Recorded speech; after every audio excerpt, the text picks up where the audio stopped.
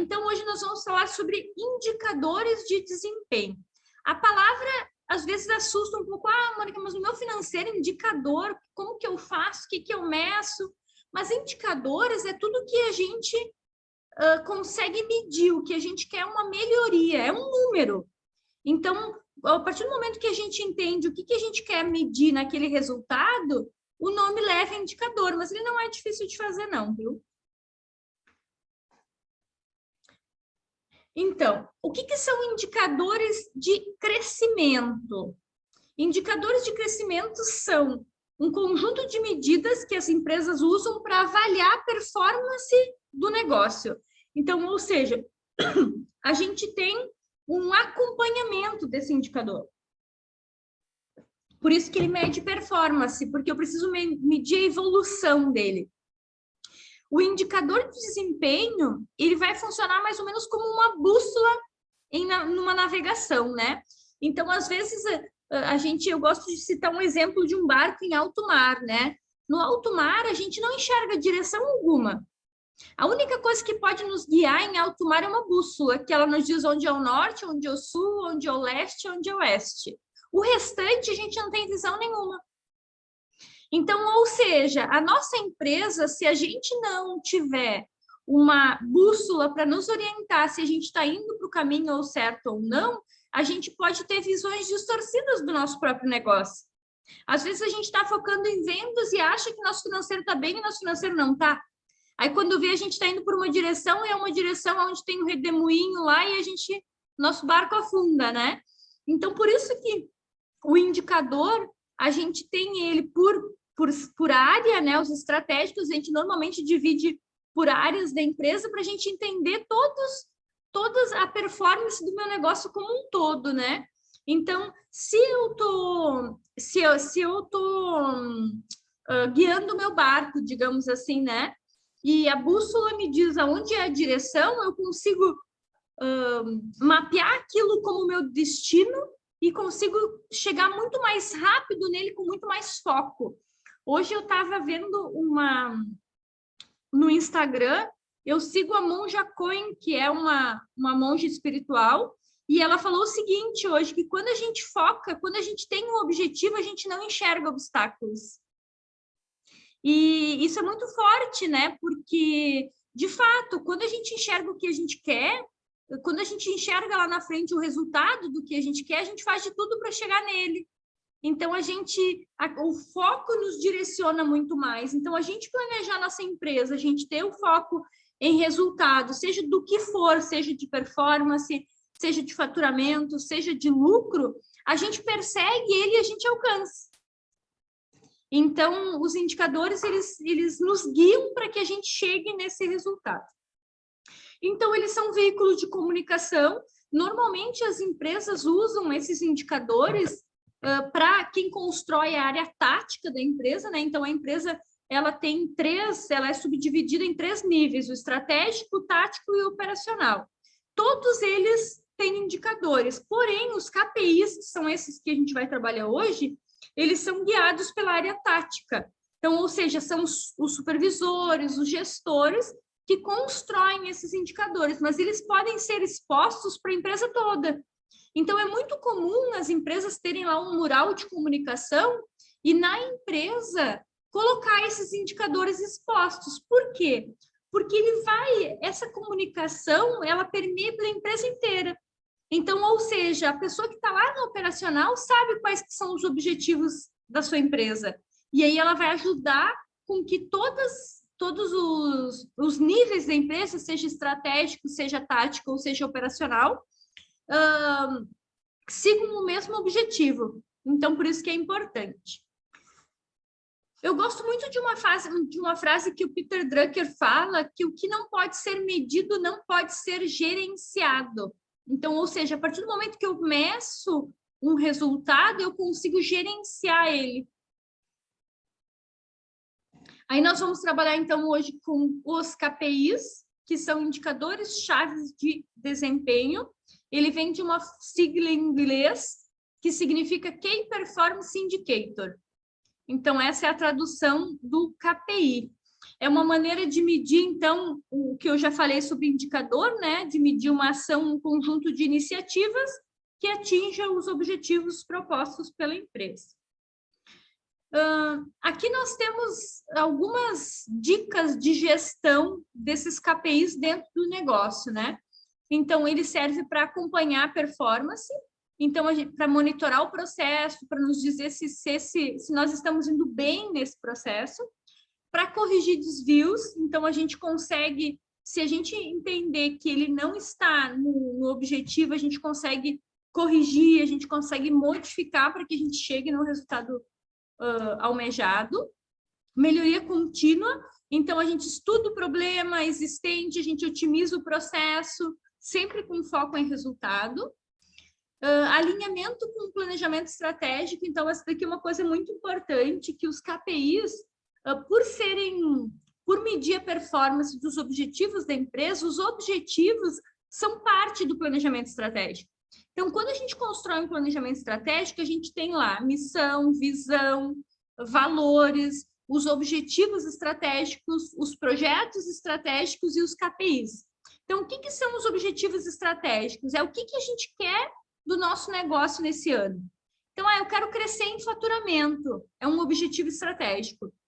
Qual que é o projeto estratégico? Como que eu vou chegar nesse aumento de faturamento? Vai ser através do quê? De aumento de share de mercado, de aumento de venda do mesmo cliente, eu vou ganhar uma maior região geográfica. Então, de que forma eu vou fazer isso? E o KPI ele serve para medir o quanto eu estou próximo deste objetivo.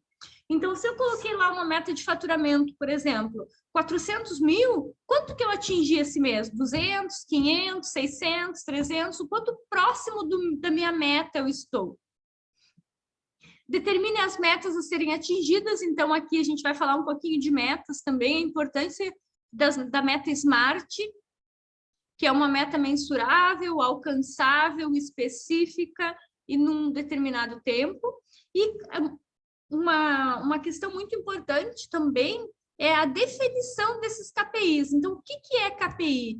Que indicador é importante para a minha empresa? KPI não pode ser qualquer indicador ou qualquer número ou medir uma tarefa. Não, ele tem uma forma de ser construído, ele tem um significado de extração de dados dele. Então, aqui, indicadores devem mostrar se algo de errado aconteceu, ele tem que permitir ser rastreado. Então, se eu tive problema, se reduziu o meu indicador, eu tenho que saber o porquê, entender o que aconteceu com ele, para que eu possa tomar uma ação em cima e mitigar o risco futuro. Então, outra frase que o Peter Drucker usa é que o que pode ser medido pode ser melhorado. Então, uma vez que a gente vem monitorando esse indicador, a gente sempre pode tornar ele um pouco melhor. Então, a gente se cobra para ser um pouco melhor no que a gente já é. Qual que é a estrutura desse indicador de desempenho, né? Então, ele tem um processo, que é a forma com que ele vai ser criado. Ele tem um indicador dentro dele, que é o que vai medir, que é o resultado disso. Ele tem que ter uma periodicidade, ou seja, se eu meço ele por dia, por semana, por trimestre, por semestre ou por ano, e uma meta. Então, qual que é a meta desse indicador? Para que eu avalie se ela está sendo atingida ou não. Componentes básicos de um indicador. Então, ele tem que ter uma medida, uma relação matemática. Então, ou ele vai ser em número, ou ele vai ser em percentual. Ele tem que ter uma fórmula, então, com que eu consiga pegar o número que eu estou trabalhando e transformar ele num índice. Então, ele é um índice, né, um valor de um indicador. Ele tem que ter um padrão de comparação, então, eu comparo ele de um mês para o outro, de um período para outro, e ele tem que ter uma meta com a meta SMART, que foi o que eu comentei com vocês agora há pouco, que ela tem que ter algumas características por ser SMART. Quais que são os requisitos para criar esse indicador? Disponibilidade, eu tenho que ter facilidade de acesso à coleta, então não pode ser um indicador que eu não consiga mensurar ele de forma rápida e fácil. Ele tem que ser simples, então ele tem que ter uma facilidade de compreensão, um baixo custo. uma estabilidade. Eu tenho que monitorar ele no mínimo por 2 ou 3 meses para entender uma comparação. E ele tem que ter representatividade, confiabilidade e sensibilidade. Então, ou seja, ele precisa ser um indicador que gere confiança, que gere sensibilidade, que gere engajamento da equipe para tornar esse indicador parte do dia a dia. Então, os KPIs é tome boas decisões estratégicas e alcance resultados. Quais que são os erros comuns que as pessoas cometem quando escolhem indicadores? Então, quais que vão ser os indicadores que eu vou passar a partir de hoje e monitorar na minha empresa? Medir o que não é importante. Então, isso é muito comum, assim, usar indicadores para medir tarefa em vez de resultado. Criar indicadores de desempenho sem aderência da equipe. Então, a gente brinca que diz que é aqueles que a gerência coloca a goela abaixo, né? Que a equipe não compra, mas tem que fazer. Então, se não tem aderência, é muito difícil de que ele permeie por muito tempo. Procurar por indicadores perfeitos. Então, é melhor feito do que perfeito. Eu prefiro criar um indicador e depois ter que modificar ele do que não criar, né? Usar indicadores que não estão alinhados com o planejamento estratégico da empresa. Então, se a empresa não tem o objetivo de crescer faturamento, por exemplo, não tem por que medir faturamento. Então, você realmente vai medir na sua empresa o que é importante e o que gera resultado para a sua operação, o que você tem como objetivo. Qual que é a importância dos indicadores, né? Então, localizar oportunidades e problemas. Então, quando a gente começa a monitorar ele, a gente consegue visualizar isso. Estudar comportamentos. Então, a gente começa a entender oscilações, sazonalidades dentro desses indicadores.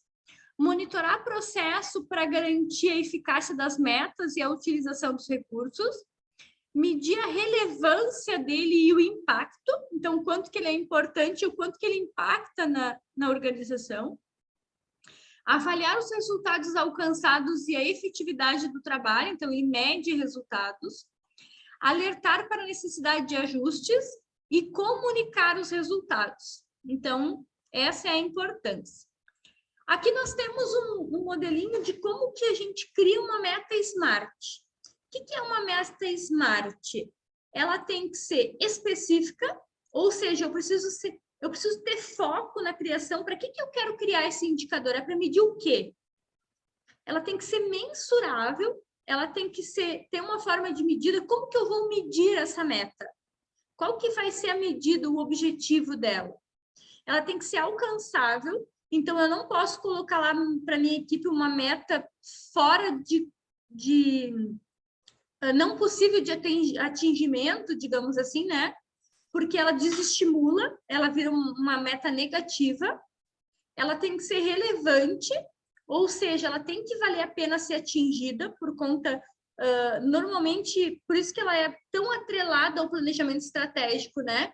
Por quê? Porque ela tem que ter uma relevância, a equipe tem que comprar essa ideia da meta. E ela tem que ter uma unidade de tempo, ou seja, eu preciso estabelecer o tempo em que eu meço essa meta. Então, vocês vão ouvir muito falar por aí sobre meta SMART. Significa isso, significa que ela tem que ser uma meta bem construída, com esses quesitos que a gente acabou de olhar. Aqui nós trazemos alguns indicadores que eles são operacionais. Eu trago aqui mais para vocês terem uma ideia de como que as empresas utilizam esses indicadores, né? Então, eu posso ter, por exemplo, aqui na logística, pedidos entregues no prazo. Ah, Mônica, mas como que eu transformo isso no indicador? Então, é o total de pedidos e o número de pedidos entregues no prazo. E aí você divide o pedido entregue pelo total de pedidos e você tem quanto % foi entregue no prazo. Coletas realizadas no prazo, isso tudo é para medir a eficiência da operação, tá? Esses aqui são indicadores operacionais. Então, custo de transporte vezes faturamento. Então, você dá lá uma meta, eu quero que gaste com transporte 10% do faturamento. E aí, esse número sempre é monitorado. Varia no transporte, pode ser em valor, pode ser em quantidade.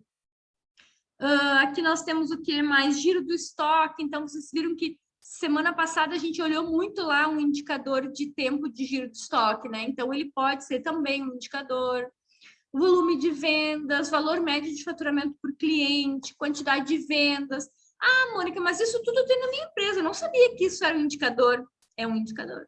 Então, vocês veem que quando a gente trabalha com o nome indicador, ele parece algo muito pomposo, muito grande. Quem tem indicador são as grandes corporações, são empresas maiores. Imagine se a minha empresa aqui que fatura 40, 50 mil vai ter indicador. Sim, gente, tem indicador.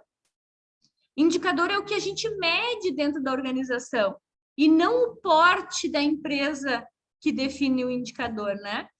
Então, aqui na parte de RH, nós temos, às vezes a gente tem recrutamento interno, quanto tempo médio eu uso para recrutar alguém, para demitir alguém, se esse funcionário sai antes dos 6 meses, quantas horas de treinamento eu tenho por funcionário, lucro por empregado, índice de abstencionismo, que é o quanto que as pessoas faltam na empresa, índice de rotatividade, quanto que as pessoas entram e saem muito rápido, turnover, o quanto que tem de rotatividade também de turnover, faturamento por funcionário, ou seja, esse aqui é um que o pessoal usa muito para manter empresas maiores, se usa muito para não ter o quadro de funcionários muito inchado, que a gente fala, né?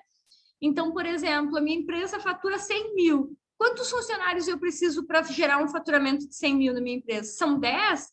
Então, essa meta vai ser sempre 10 mil. Cada funcionário dentro da minha empresa tem que faturar, tem que contribuir com 10 mil de faturamento. Mônica, mas se quem não vende? Não, isso daqui não tem a ver com venda. Isso aqui tem a ver com estrutura de empresa. Então, quanto mais funcionários eu colocar dentro da minha empresa, a relação é, quanto mais funcionários, mais eu produzo, mais eu vendo. Se eu tenho uma queda de faturamento, o que eu preciso fazer? Ou eu crio uma estratégia de reverter isso muito rápido para não fazer demissão, ou eu preciso demitir. Então, esse é um indicador que eu não preciso estar dentro da empresa para saber que a empresa tem um quadro de funcionários bem controlado.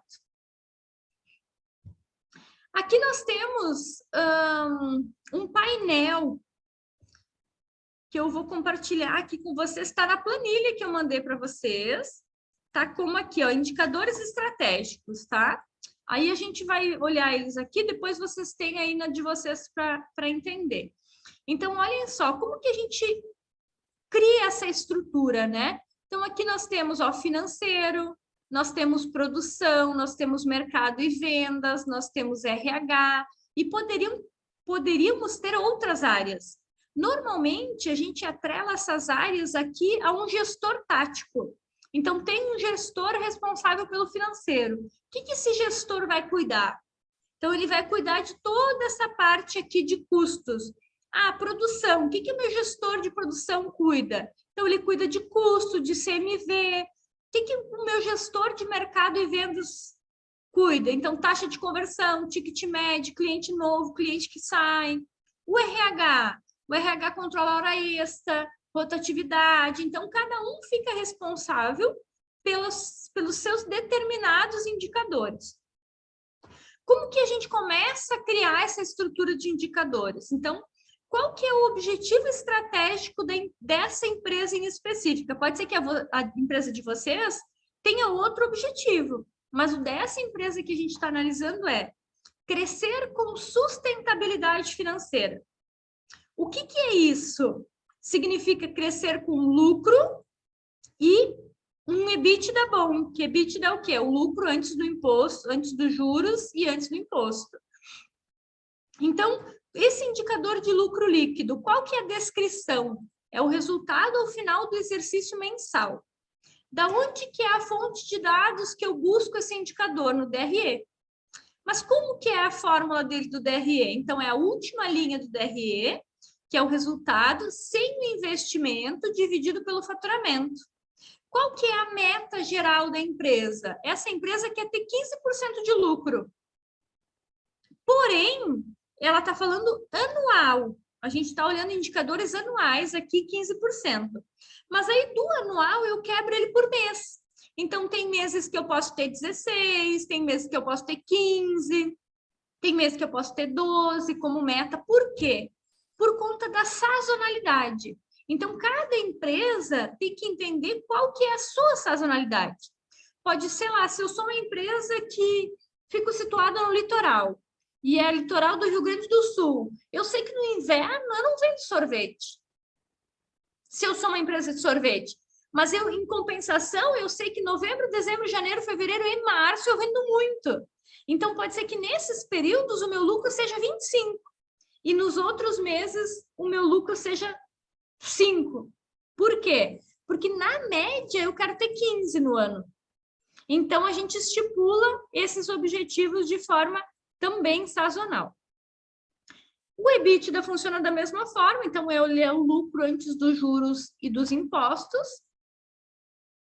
É o resultado sem investimento, menos imposto sobre vendas e juros, dividido pelo faturamento. Então, aqui, ele é 21%. Então, a gente mede ele aqui também. Outro objetivo estratégico dessa empresa é aumentar a receita bruta.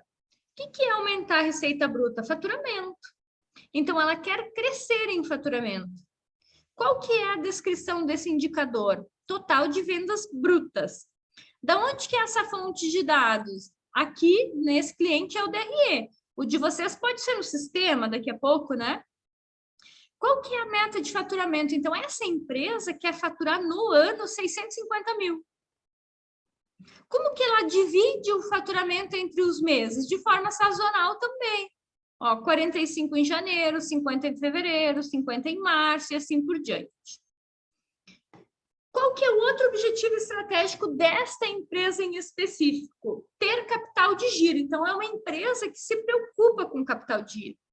Então, o que ela quer ter? Ela quer ter lá o indicador do caixa-rei, que a gente chama, né? Então, é o acréscimo do caixa livre de um mês para o outro. Então, o que está sobrando depois que eu já paguei todas as minhas contas e ainda tenho projeção do futuro de a receber e a pagar positivo, né? Então, da onde que vem esse número? Do nosso DFC. O nosso DFC é o demonstrativo de fluxo de caixa. Então, qual que é a fórmula do indicador? O acúmulo do caixa livre de um mês para o outro. Então, essa empresa, por exemplo, ela quer ter um acúmulo de 10%. Ela entende que se ela tem 15% de lucro, 10% ela quer ter de caixa livre. Então, o que ela fez? De 650 mil de faturamento, no ano ela quer ter 65 mil de caixa livre. Então, aqui a gente usa o mesmo indicador, 10%. Então, se eu faturo 45, eu tenho que ter 4.500 de caixa livre. Isso vai garantir o quê? Com que ela faça uma gestão de caixa sempre guiada, digamos assim, sempre acompanhado, né? O que essa empresa tem como objetivo estratégico? Manter custos e despesas controlados. Então, por exemplo, lá no DRE, a gente viu na semana passada que quando a gente faz a análise do DRE, aqui, ó, a gente tem esses indicadores que são os azuizinhos, né? Essas linhas azuis aqui, elas sempre são linhas de soma, de resultado. Então, se a gente filtrar aqui por cor, a gente vai ter um resuminho delas aqui, tá? E aí, o que a gente vai ter aqui? Um percentual. Esse percentual vira o nosso indicador aqui dentro do nosso... Deixa eu jogar para cá para ficar mais pertinho. Aqui, ó. Então, aqui vocês vão ver que a gente sempre vai trabalhar com percentual na meta. A meta desses indicadores de custos, ela é em percentual. Por quê? Porque o meu DRE já dá essa meta. Então, nessa meta do DRE, deixa eu abrir um DRE aqui para a gente olhar na prática como que ele traz aqui um preenchido, para vocês conseguirem ter uma visualização melhor. Ó. Então, eu vou selecionar por cor, ó. Estão vendo aqui? Nesse aqui, por exemplo, que está sendo usado, eu tenho indicadores aqui. Então, uma vez que eu controlo o meu indicador estratégico aqui, eu digo que a minha despesa administrativa, por exemplo, é quanto que a empresa gasta com despesa administrativa, que a gente pode chamar de custo fixo, né? Então, está no DRE essa fonte de dados, então ela está aqui, ó, despesa administrativa. Essa empresa está gastando 2,6, 2,5. Então, é o quê? A minha despesa administrativa dividido pelo meu faturamento, ó. Essa empresa aqui que a gente está olhando, ela está com meta 4. E essa aqui está executando 2,6. Então, o que eu vou fazer? Eu vou criar a meta ideal para minha empresa. Porque a gente sabe que quanto mais a gente cresce em faturamento, mantendo a mesma estrutura de custo fixo, melhor esse indicador converte. Despesa financeira, mesma coisa. Quanto que houve de custo financeiro? Então, a gente tem aqui, ó, despesas financeiras. Então, essa empresa aqui está com 1,4, 1,5. Então, ó, essa aqui foi 1,5. Então, essa daqui é a meta geral. Quando a gente olha uma meta de percentual, ela sempre vai ser igual o mensal e o anual. Quando ela é em valor, a gente precisa dividir. Porque o percentual, seja em cima de que valor seja o faturamento, eu consigo converter aquele número para a nossa realidade. Quando ele é em número real, não, né? Então, por isso que a gente usa o percentual nesses indicadores.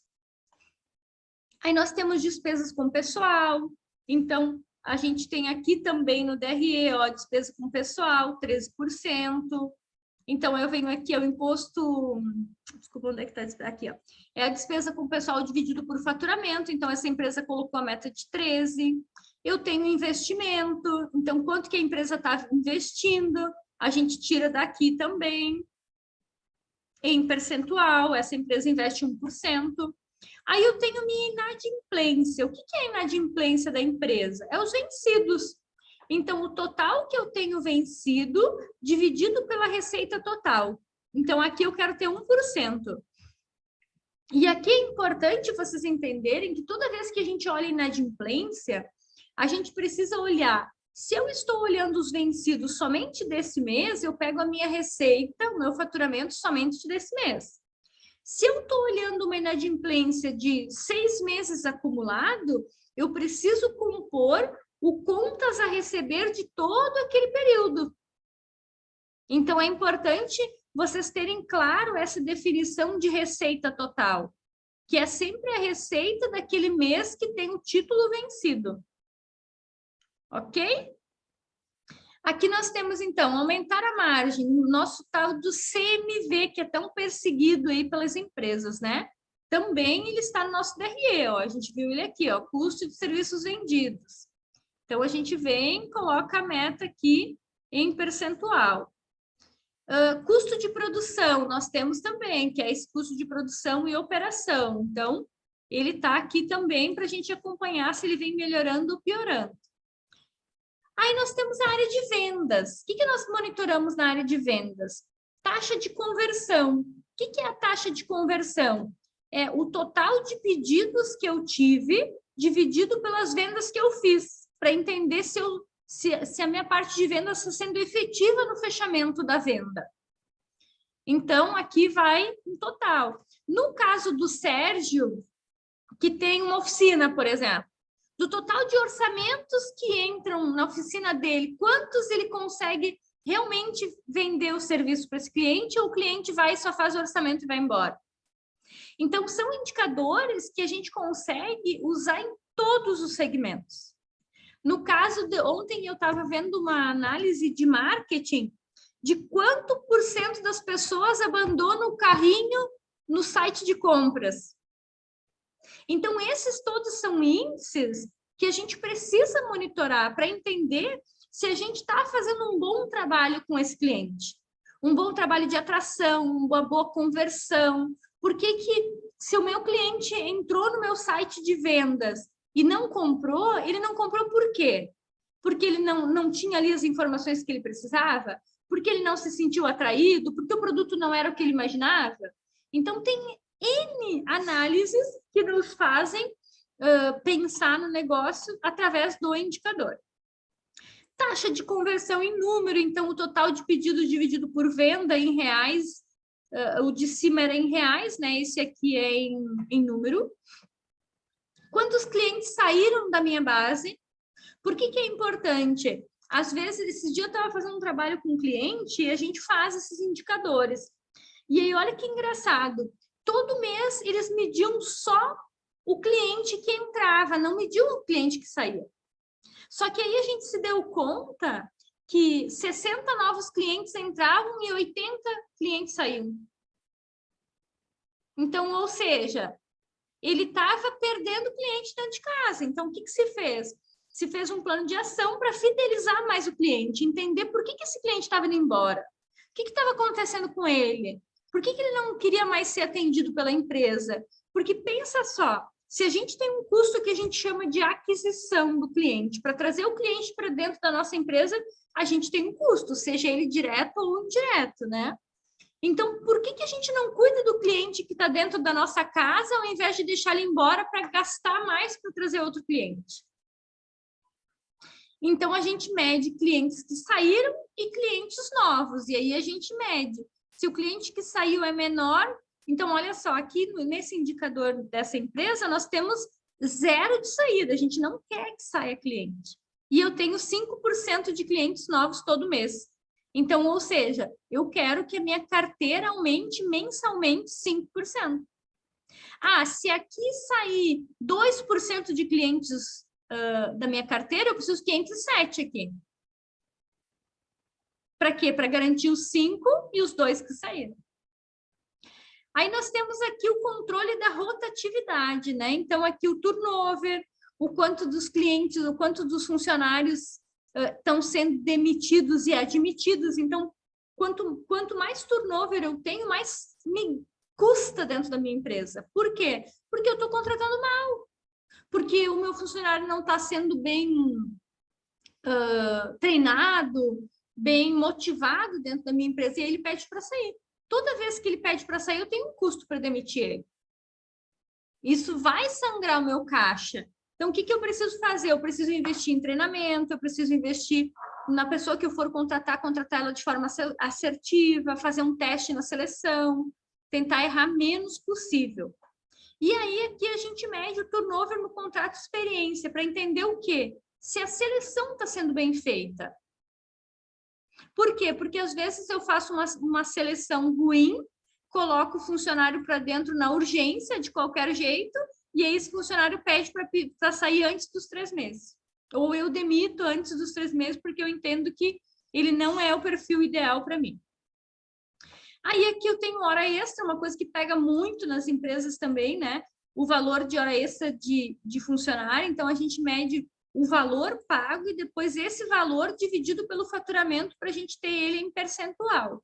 Essa empresa aqui em específico, ela não quer hora extra. Ela só paga hora extra salvo exceção. Por quê? Porque ela entende que o funcionário tem que ter capacidade para trabalhar dentro do horário de trabalho.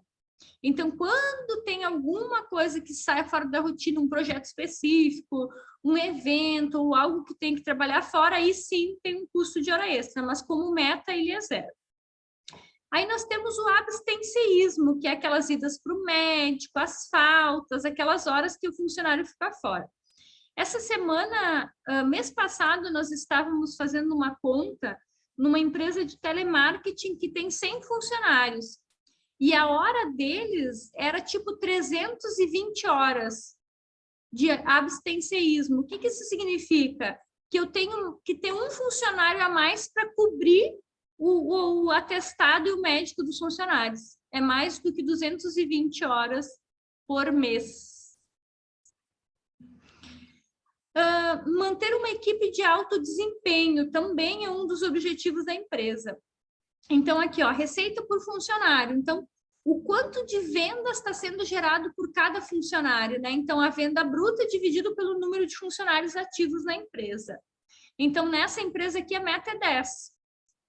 Então, cada funcionário tem que gerar 10 mil de faturamento. Horas médias de treinamento. Então, aqui se desenvolve muito a questão da liderança tática.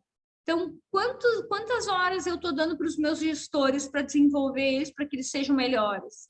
Então, aqui tem um controle que o RH faz, né? Então, horas em curso, ou interno ou externo, em treinamento, né? Para os gestores. Então, aqui é 15 horas que se faz por mês. Então, se eu fosse fazer aqui 15 por 12, ó, 180 horas por ano para cada gestor. Então, cada gestor faz 15 horas por mês de treinamento, ou seja, praticamente 2 dias aí de treinamento no mês. Então, esse daqui é um painel que ele serve, e tem coisas aqui que são muito básicas e tem coisas que vocês podem incluir ainda. Tipo, eu quero saber, sei lá, indicadores de mais específicos, vocês conseguem incluir mais indicadores aqui também, tá? Mas essa é uma planilha que a gente deixa, por quê? Porque eu preciso ter uma meta e eu preciso ter um realizado, né? Então, o que a gente faz? Aqui onde tem a meta, a gente formula ele no início do ano e fica fixo, e depois a gente vai colocando aqui. Então, por exemplo, vamos dizer que abriu aqui, deixa eu ir lá no fevereiro, ó. Digamos que a gente está fechando janeiro agora, ó. Eu coloquei 12% aqui, ele ficou vermelho, ó, significa que esse meu indicador não atingiu. Se eu colocar 18, aqui ele vai ficar verde, ó, significa que eu atingi o meu resultado. Então, ele vira um painel, um farol, na verdade, né? Aí você rapidamente vê se a sua empresa está atingindo ou não. Se tiver tudo vermelho, ferrou. Se tiver tudo verde, está tudo bom. Então, de forma rápida, a gente consegue saber se o desempenho da empresa está bom ou está ruim. Show? Esse aqui é um que está na planilha de vocês, depois vocês podem... Eu só copiei uma parte aqui, mas ele fica muito pequeno para a gente enxergar, daí eu prefiro ir para a planilha na prática.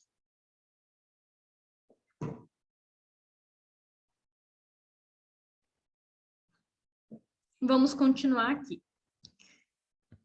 Qual que é, então, a importância desses indicadores para a gestão financeira? Então, acompanhe o desenvolvimento do negócio, então consigo ter um monitoramento da evolução da minha empresa, melhoria contínua nos processos, então toda hora, se esse indicador cai, é porque eu estou com algum problema na área da operação. Então, rapidamente eu vou lá e entendo por quê, o que está acontecendo. Melhoria de resultado, com foco sempre no objetivo, gestão à vista para as equipes, então uma vez que eu disponho esse painel numa gestão à vista da minha empresa, todo mundo sabe se a gente está fazendo um bom trabalho ou não.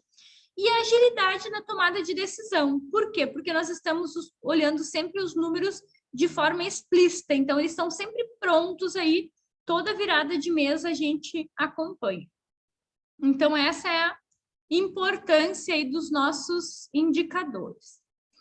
Aí agora a gente entra na questão da precificação. Então, precificação, ela nada mais é que uma técnica de formação de preço, tá? Então, a gente leva em conta um conjunto de critérios e variáveis, e entre eles nós temos concorrência, produtos substitutos, markup e margem de contribuição. Então, além da estratégia da própria empresa como posicionamento no mercado, marca percebida, a gente tem tudo isso na formação do nosso preço. Então, o que é o nosso preço de venda? Como que ele é calculado? É o nosso custo, mais a nossa despesa, mais o nosso imposto e mais o nosso lucro. Então, o nosso preço de venda é composto dessas 4 palavras aqui: custo, despesa, imposto e lucro. A gente fala muito de markup, né? Então, o que é o markup? Markup é a diferença do custo entre o preço de venda e o custo do produto ou da mercadoria, né? Então, o markup diz o que é o lucro total que a gente tem daquela venda e em percentual sobre o preço do custo. Por exemplo, se eu vendo um bem por R$100 e o preço de venda dele é 150, se o custo dele é 100 e o preço de venda é 150, o markup é 50%, porque é a diferença do preço de venda para o preço de custo. Então, essa que é o significado desse markup, né? Quais que são as dicas para a gente precificar? Então, a gente precisa levar em consideração todos os custos e as despesas.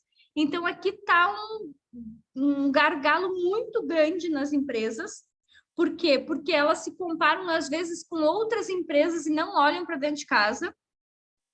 Pesquisar preço na concorrência, então sempre tem que estar de olho no benchmarking do concorrente para entender por que ele está fazendo com preço diferente, o que ele tem de diferente, se é tributação, se é estrutura física, se é o produto que ele consegue comprar mais barato. Sempre ter essa comparação. Definir uma margem de lucro. Então, tem empresas que querem um lucro de 5%, tem empresas que querem 10%, 15%, 20%, qual que é a margem de lucro que você quer para o seu negócio? Alinhar a precificação com uma estratégia de marketing, então, ou seja, qual que é a minha estratégia de marketing que eu vou expor o meu produto para o mercado? É qualidade?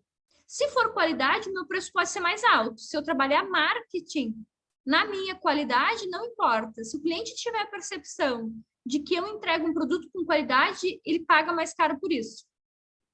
Agora, se a minha estratégia de marketing é preço, eu tenho que ter um preço barato. Então, por isso que a estratégia de marketing, o meu posicionamento, eu preciso entender o que eu quero que o cliente compre da minha empresa. É preço ou é qualidade? E isso tem que ficar claro para o cliente também quando ele vai te procurar.